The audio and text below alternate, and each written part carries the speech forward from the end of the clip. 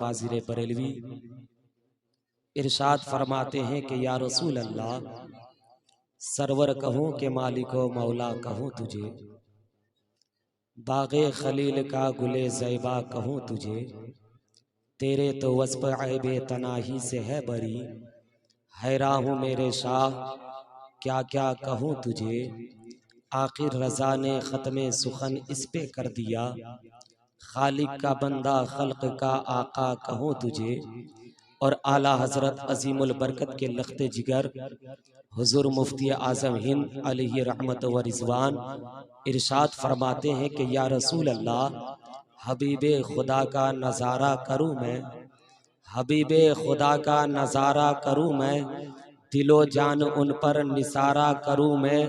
ये एक जान क्या है अगर हो करोड़ों, ये एक जान क्या है अगर हो करोड़ों, तेरे नाम पर मैं निसारा करूँ मैं। खुदा एक पर हो मोहम्मद, खुदा एक पर हो मोहम्मद, अगर कल्ब अपना दोपारा करूँ मैं।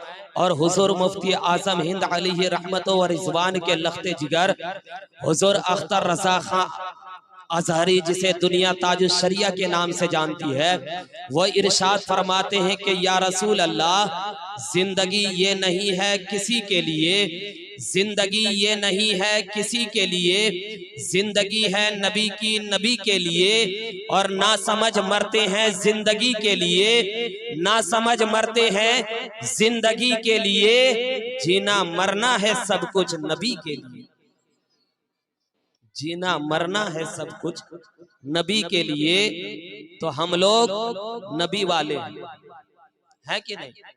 हम लोग नबी वाले हैं, कहिए एक मर्तबा नबी वाले। कितने लोगों को भरोसा है कि हम लोग नबी वाले हैं?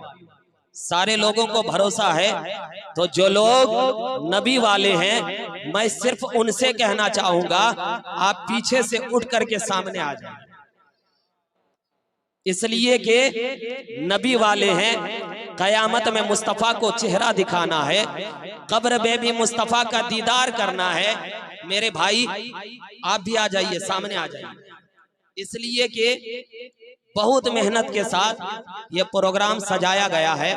और जो प्रोग्राम करते हैं वो जानते हैं कि कितनी मेहनत और कितनी मुशक्कत के साथ प्रोग्राम सजाया जाता है।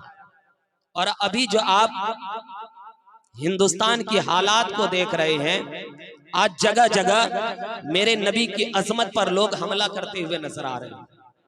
आज जगह जगह मुस्तफ़ा जाने रहमत की सीरत पर लोग हमला करते नजर आ रहे हैं। कहीं डासना मंदिर का वो गोबरखोर पुजारी जो मेरे नबी सल्लल्लाहु ताला अलैहि वसल्लम की अजमत पर हमला करे, कभी इस्लाम की हक्कानियत पर हमला करे, कभी कुरान की सीरत पर हमला करे।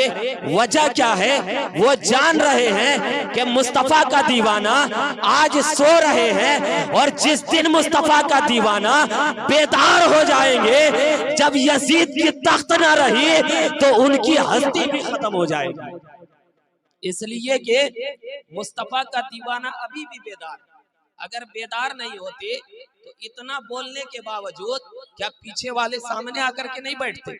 मस्जिद जाते हैं ये सोच करके कि मस्जिद पहले पहुंचेंगे, सवाब हमें ज्यादा मिलेगा। लोग चाहते हैं कि सबसे आगे जाकर के बैठे। तो जब महफिले मिलादे मुस्तफ़ा में आए तो हमें ये शौक क्यों नहीं होता कि हम सबसे पहले पहुंचे? इसलिए कि हम उस नबी के कलमा पढ़ने वाले हैं, उस रसूल का कलमा पढ़ने वाले हैं, जिस रसूल के बारे में रब तबारक व तआला ने ऐलान किया कि लौला का लमा खलक़तुल अफ़लाक, ये मेरे महबूब, मैं तुझे अगर पैदा न करता तो मैं अफलाक को पैदा न करता। लौला का लमा खलक़तुस समा, ए महबूब, अगर तुझे पैदा न करता तो मैं आसमान को पैदा न करता। लौला का लमा खलक़तुल अर्द, ए महबूब, अगर तुझे पैदा न करता तो मैं जमीन को पैदा न करता। लौला का लमा खलक़तुल कमर, ए महबूब, अगर तुझे पैदा करना मकसूद ना होता तो मैं चांद को पैदा न करता। लौला का लमा खलक़तुश शम्स, ए महबूब, अगर तुझे पैदा न करता तो मैं सूरज को पैदा न करता। लौलका लमा खलक तो दुनिया, ए महबूब अगर तुझे न पैदा करता तो मैं दुनिया को पैदा न करता। अब जरा अपने दिल पर हाथ रख करके बताना और फैसला करना कि जमीन का बिछोना बिछाया तो मेरे नबी के सदके, आसमान का शामियाना लगाया तो मेरे नबी के सदके, चांदो सूरज की लाइट लगाई तो मेरे नबी के सदके, सितारों के कुमकुमे सजाए तो मेरे नबी के सदके, दरिया को रवानी मिली तो मेरे नबी के सदके, मौजों की तुगयानी मिली तो मेरे नबी के सदके, और आगे बढ़ करके देखो आदम को आदमियत मिली तो मेरे नबी के सदके, नूह को शुजाअत मिली तो मेरे नबी के सदके, अय्यूब को सब्र मिला तो मेरे नबी के सदके, इब्राहिम को खुल्क मिला तो मेरे नबी के सदके, सुलेमान को हुकूमत मिली तो मेरे नबी के सदके, इस्माइल को कुर्बानी मिली तो मेरे नबी के सदके, यूसुफ को जमाल मिला तो मेरे नबी के सदके, मुस्तफा का कमाल मिला तो मेरे नबी के सदके, ईसा को जलाल मिला तो मेरे नबी के सदके। अब जरा बताना कि खुदा ने फरमा दिया, ए मेरे महबूब लौलका लमा खलक तो दुनिया, कि तुझे पैदा न करता तो मैं दुनिया को पैदा न करता। और जब खुदा दुनिया को पैदा न करते तो आदम को आदमियत न मिलती, नूह को शुजाअत न मिलती, इब्राहिम को खुल्क न मिलता, इस्माइल को कुर्बानी न मिलती, यूसुफ को जमाल न मिलता, अय्यूब को सब्र न मिलता। तो अब जरा बताना और ये सोचना कि जब खुदा ने हमें पैदा किया तो किस लिए पैदा किया, हमें जिंदगी दिया तो किस लिए दिया, दुनिया में आए तो किस लिए आए, क्या हम खाने के लिए आए, क्या कमाने के लिए आए। तो खुदा से पूछ करके देखो, ए परवरदिगार हमें पैदा किया तो किस लिए पैदा किया। तो बरेली में एक ताजदार हुजूर ताजुल शरिया दुनिया को बता रहे हैं, ए दुनिया वालों जिंदगी इसलिए नहीं मिली तुम खाओ, जिंदगी इसलिए नहीं मिली तुम कमाओ, जिंदगी इसलिए नहीं मिली तुम चलते रहो, जिंदगी इसलिए नहीं मिली कि बड़ी बड़ी बिल्डिंगें बनाओ, जिंदगी इसलिए नहीं मिली कि तख्त और ताजदार बनो। लेकिन अगर दुनिया में तुम्हें जिंदगी मिली है तो इसलिए जिंदगी मिली है कि जिंदगी ये नहीं है किसी के लिए, जिंदगी है नबी की, नबी के लिए। और ना समझ मरते हैं जिंदगी के लिए, जीना मरना है सब कुछ नबी के लिए।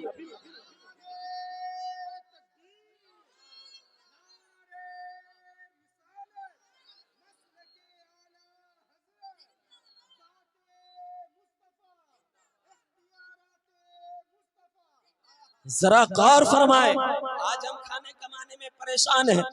अभी आपने सुना होगा, बस 2-4 दिन की बात है, हमारे उलमा की जमात में से, हमारी ही जमात में से एक आशिके रसूल, जिसे दुनिया मुफ्ती सलमान अजहरी के नाम से जानती है, अभी चंद 2-4 दिन पहले रिलीज हुए।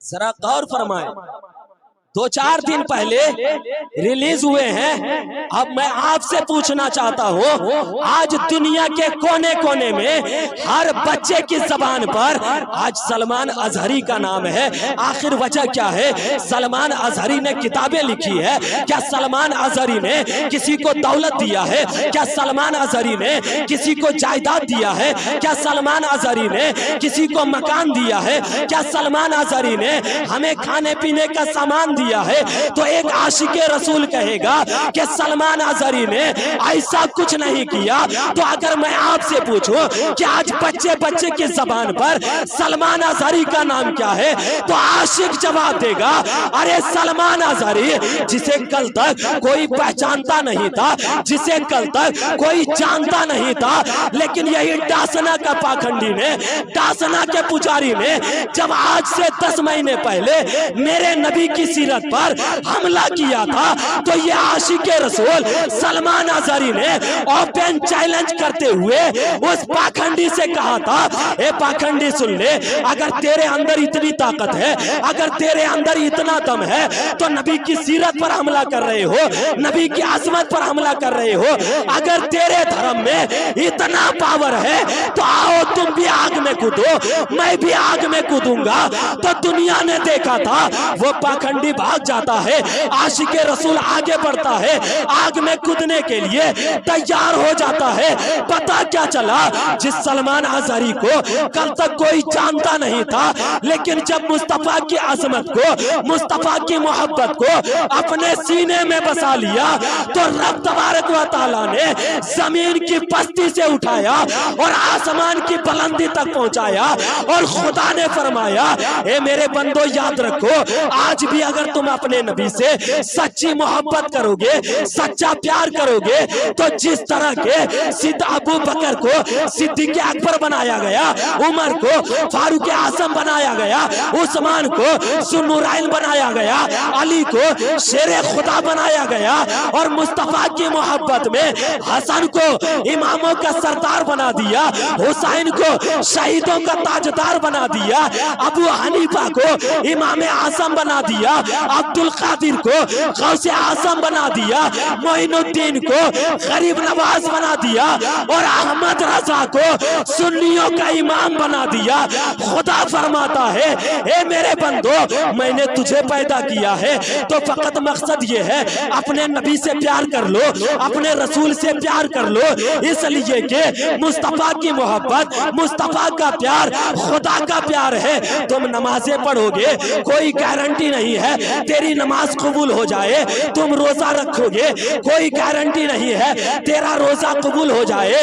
हज बैतुल्लाह के लिए लाखों रुपया खर्च करोगे, कोई गारंटी नहीं है तेरा हज कबूल हो जाए। लेकिन जब मुस्तफा की मोहब्बत दिल में बसाओगे, तो जब दुनिया से जाओगे, कब्र में पहुंचोगे और फरिश्ते पूछेंगे, बता इस नबी के बारे में तुम क्या कहते थे, तो गुलाम कहेगा, ए फरिश्तों सुन लो, जमीनो समा तुम्हारे लिए, मकीनो मका तुम्हारे लिए, चुनीनो चुना तुम्हारे लिए, बने तो जहां तुम्हारे लिए, ध्यान में सबा तुम्हारे लिए, बदन में है जहां तुम्हारे लिए, हम आए यहाँ तुम्हारे लिए, उठे भी वहां तुम्हारे लिए। नारे तकबीर, नारे रिसालत, नारे रिसालत, मसलके आला हजरत, नारे रिसालत।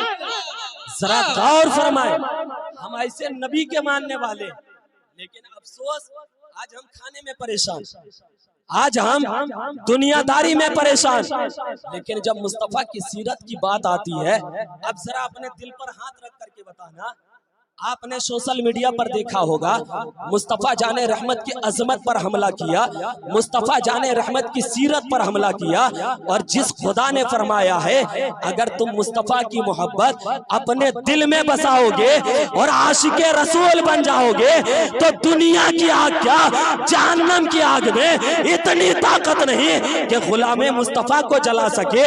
लेकिन आज मेरे मुस्तफा की अजमत पर हमला कर रहा है, हम भी खामोश हैं, हमारी औलाद भी खामोश है, आप भी खामोश है, आपकी औलाद भी खामोश है। कल कयामत के मैदान में जब खुदा पूछेगा, ए मेरे बंदे बता तो सही, जिस नबी के बारे में मैंने कहा था अतीउल्लाह व अतीउर रसूल, क्या अल्लाह की इताअत मुस्तफा की इताअत है, मुस्तफा से प्यार कर लो, खुदा से प्यार हो जाएगा। और कल जमीन के ऊपर में जब मेरे मुस्तफा की अजमत पर हमला किया जा रहा था, तो तू भी खामोश था, तेरी औलाद भी खामोश थी। उस वक्त खुदा के सामने कौन सा चेहरा दिखाओगे?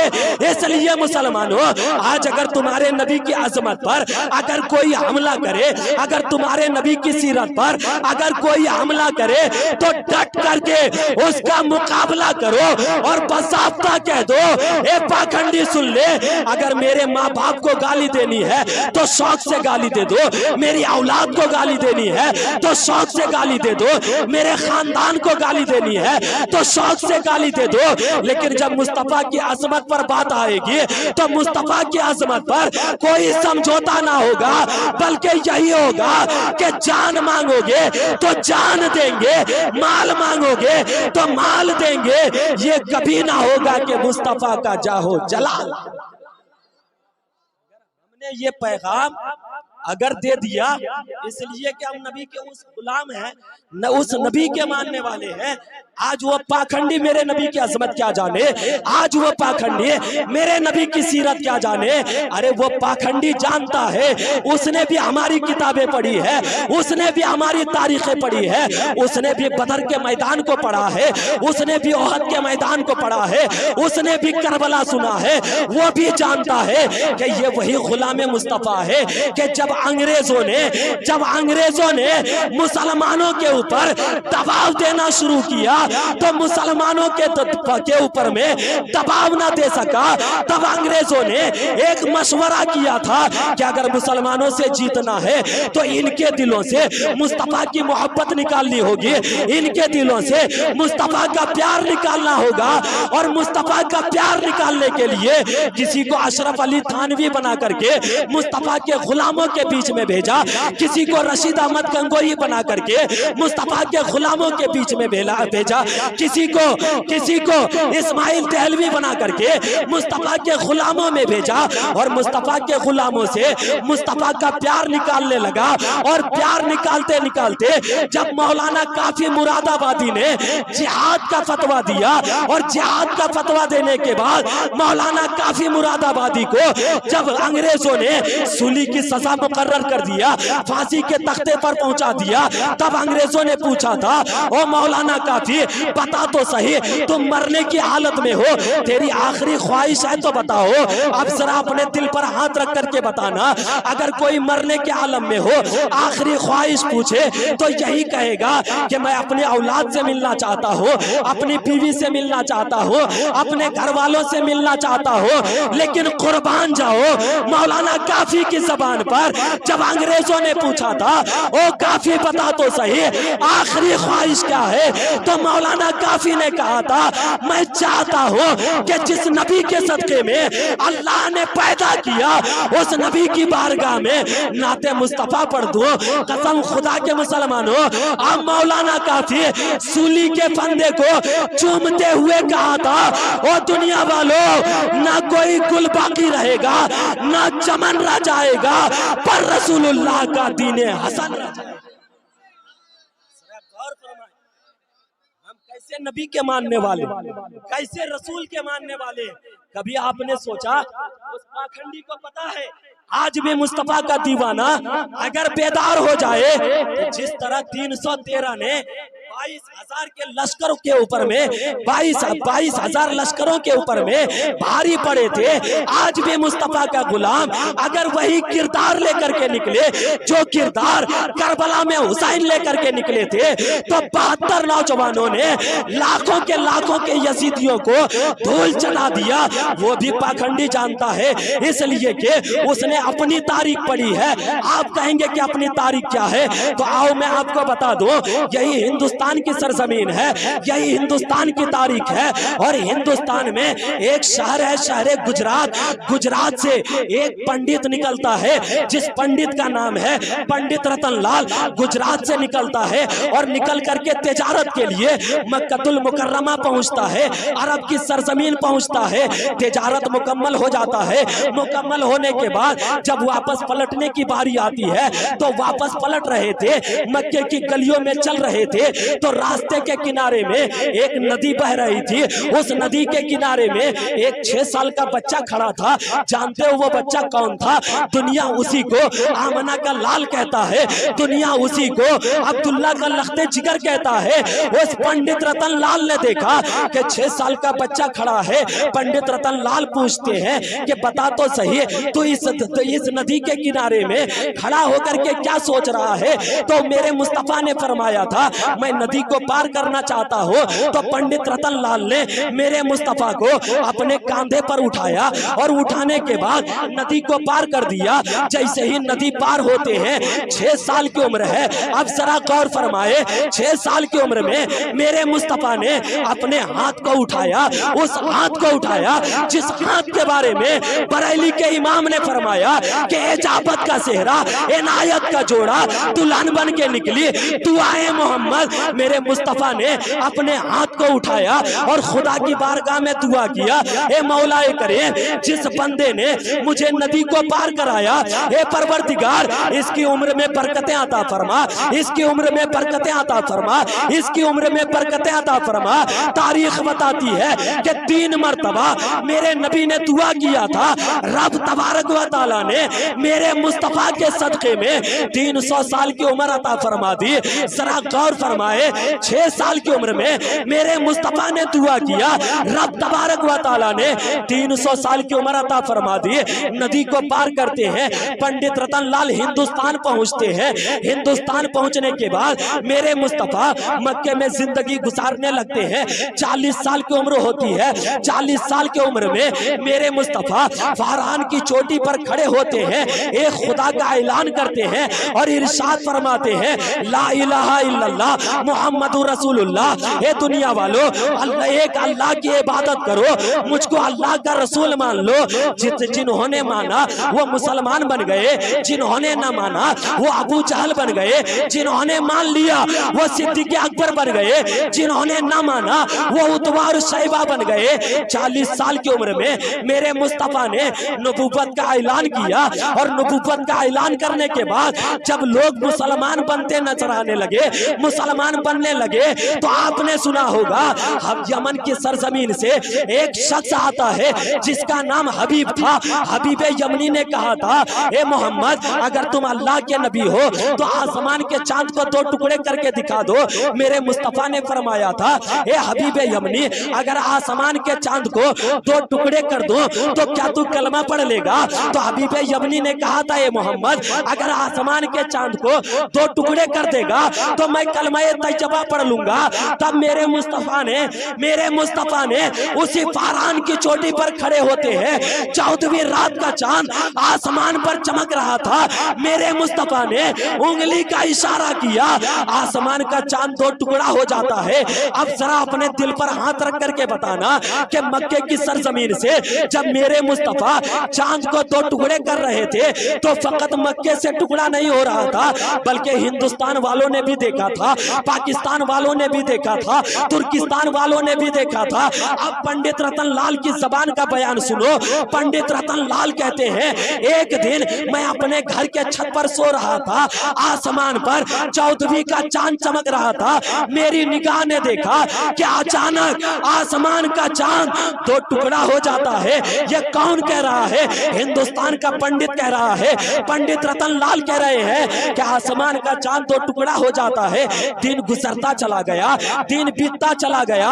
एक दिन की बात है, अरब से एक काफिला हिंदुस्तान आते हैं, बल्कि श्रीलंका के उस जगह पर आते हैं जिसे सरनदीप का पहाड़ कहा जाता है, जिस पहाड़ के ऊपर में रब तबारक व तआला ने जन्नत से आदम को भेजा था। उसी सरनदीप के पहाड़ को देखने के लिए अरब का काफिला आता है। जैसे ही काफिला सरनदीप के पहाड़ में पहुंचा, लोगों में चर्चा होने लगा। हिंदुस्तान में खबर फैल गई कि अरब से एक काफिला आया है, जिन्होंने ये कह रहा है कि अरब का एक बच्चा है, अरब का एक बेटा है, जो अपने आप को अल्लाह का नबी कह रहा है, और जिसने आसमान पर उंगली उठाया था तो चांद को 2 टुकड़ा कर दिया था। जब ये खबर फैलने लगी, पंडित रतन लाल तक खबर पहुंचती है। पंडित रतन लाल गुजरात से निकलते हैं, सरनदीप के पहाड़ में पहुंचते हैं और अरब के काफिले वालों से पूछा था, ओ काफिले वालों, कहां से आ रहे हो? काफिले वालों ने कहा था, मैं काबा से आ रहा हूं। तो पंडित रतन लाल कहते हैं, ओ काफिले वालों, जब आसमान का चांद 2 टुकड़ा हो रहा था तो क्या तूने भी देखा था? तो अरब के काफिले वालों ने कहा, ओ पंडित, तुम चांद को 2 टुकड़ा होने की बात कर रहे हो? अरे मैं तो उसे भी जानता हूं जिसने चांद को 2 टुकड़े किया था। अब पंडित रतन लाल कहते हैं, ओ काफिले वालों, वो कौन है? तो अरब के काफिला ने कहा था, काफिला के लोगों ने कहा था, ओ पंडित सुन ले, वो कोई और नहीं बल्कि वही तो अब्दुल्ला का नूरे नजर है। अब जरा गौर फरमाए, पंडित रतन लाल कहते हैं, ओ काफिले वालों, अगर अब्दुल्ला के बेटे से मिलना है तो कहां मिलना होगा? तो काफिले वालों ने कहा था, अगर अब्दुल्ला के बेटे से मिलना चाहते हो तो अरब चला जा, मक्कतुल मुकर्रमा के बैतुल हरम में सहाबा के बीच में मेरे मुस्तफा अरब बैठे होंगे। अब पंडित रतनलाल गुजरात पहुंचते हैं, सामान्य सफर बांधते हैं, अरब के लिए निकल पड़ते हैं, मक्कतुल मुकर्रमा पहुंचते हैं, बैतुल हरम पहुंचते हैं। लोगों से पूछते हैं, ओ लोगों बता तो सही, जिन्होंने चांद को 2 टुकड़े किया था वो नबी कहाँ मिलेगा? लोगों ने कहा था, ओ पंडित सुन ले, अगर उस नबी से मिलना चाहते हो तो नबी मक्के से हिजरत करके मदीना जा चुके हैं, तू मदीना चला जा। अब पंडित रतनलाल मदीना पहुंचते हैं, मदीना में लोगों से पूछते हैं कि पता तो सही आमना का बेटा कहाँ मिलेगा? तो लोगों ने कहा था, ओ पंडित सुन ले, अगर आमना के लाल से मिलना चाहते हो तो मस्जिद नबवी चला जा। अब ये पंडित रतनलाल मस्जिद नबवी पहुंचते हैं, दरवाजे पर खड़े होते हैं और अंदर देखते हैं तो क्या देखते हैं कि साहबाए किराम के बीच में एक शख्स बैठा हुआ है, बल्कि ऐसा लग रहा है कि सितारों के बीच में एक चांद चमक रहा है।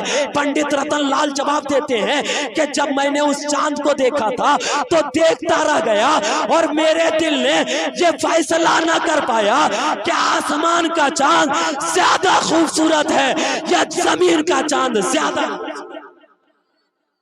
गौर फरमाए पंडित रतनलाल, बस 2 मिनट इस वाकये को पूरी कर दो, जरा 2 मिनट।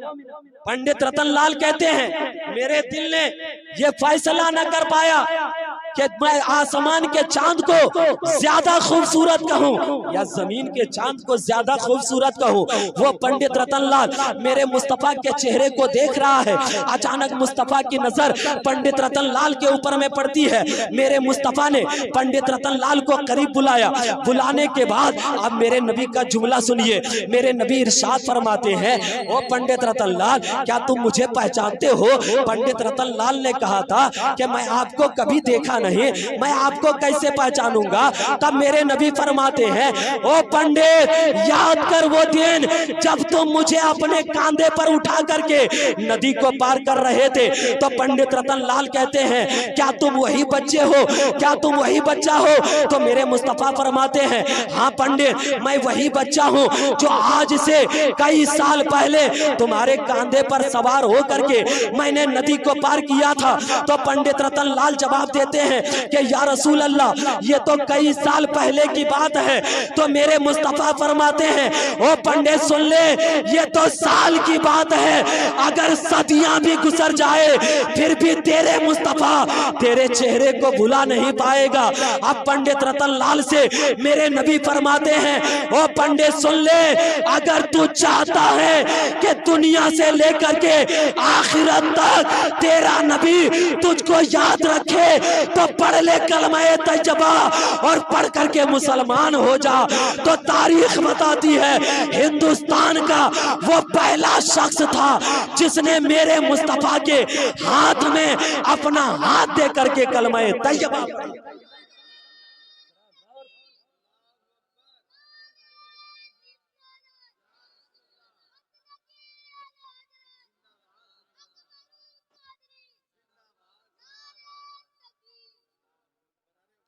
हम ऐसे नबी के मानने वाले, ऐसे रसूल के मानने वाले। एक बात और जानते हो, वो पंडित रतनलाल जब मुसलमान होते हैं और मेरे मुस्तफा के हाथ में अपना हाथ देकर के जब कलमा पढ़ते हैं, और हिंदुस्तान का वो पहला मुसलमान जो मेरे मुस्तफा के सहाबी भी जब हिंदुस्तान पहुंचे, तो जानते हो हिंदुस्तान वालों को क्या पैगाम दिया था? हिंदुस्तान वालों से कहा था, ओ हिंदुस्तानियों सुन ले, अगर दुनिया से लेकर के आखिरत तक अगर कामयाब होना चाहते हो तो मुस्तफा का दामन थाम ले। जिसने मुस्तफा का दामन थाम लिया, दुनिया भी उसके कब्जे में और आखिरत का मैदान। जवाब है। इसलिए मुसलमानों, जिंदगी मिली है तो उस जिंदगी को मुस्तफा जाने रहमत की सीरत पर, उनकी अजमत पर, उनकी शान पर ढालने की कोशिश करे। याद रखे, आज आपने अगर मुस्तफा की मोहब्बत अगर बसा करके दुनिया से रुखसत हो गए, हजारों मन मिट्टी के नीचे अगर आपको दफन कर दिया जाएगा, बाप साथ छोड़ देगा, माँ साथ छोड़ देगी, भाई बहन साथ छोड़ देगा, लेकिन कब्र से करके हश्र तक कोई काम आने वाला है तो वो मुस्तफा काम आने वाला है। है। इसलिए दुनिया में जब तक जिंदगी रहे कोशिश करे अपने नबी से सच्ची व पक्की मोहब्बत करते रहे। रब तबारक व तआला हम तमाम मुसलमानों को मुस्तफ़ा जाने रहमत की सीरत पर चलने की तौफीक अता फरमाए और सच्ची मोहब्बत